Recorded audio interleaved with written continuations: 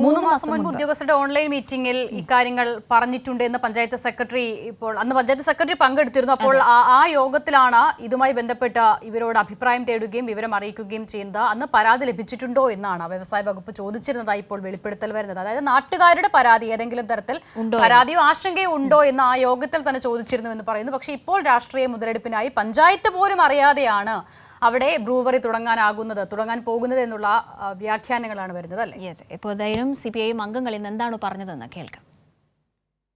എലപ്പുള്ളി പഞ്ചായത്ത് ഭരണസമിതിയെ സർക്കാർ അറിയിച്ചുകൊണ്ടാണ് ബ്രൂവറിക്ക് പാലക്കാട്ട് അനുമതി നൽകിയത്. ഓൺലൈനായി 3 മാസം മുൻപ് ചേർന്ന വ്യവസായ വകുപ്പ് ഉദ്യോഗസ്ഥരുടെ യോഗത്തിൽ പഞ്ചായത്ത് സെക്രട്ടറിയും പങ്കെടുത്തിരുന്നു. പരാതി ലഭിച്ചിട്ടുണ്ടോ എന്ന് വ്യവസായ വകുപ്പ് ചോദിച്ചിരുന്നതായി എലപ്പുള്ളി പഞ്ചായത്ത് സെക്രട്ടറി പഞ്ചായത്ത് യോഗത്തിൽ പറഞ്ഞു. എലപ്പുള്ളി പഞ്ചായത്ത് ഭരണസമിതി ബ്രൂവറി വരുന്ന കാര്യം അറിഞ്ഞിരുന്നതായി CPIM അംഗങ്ങൾ പറഞ്ഞു.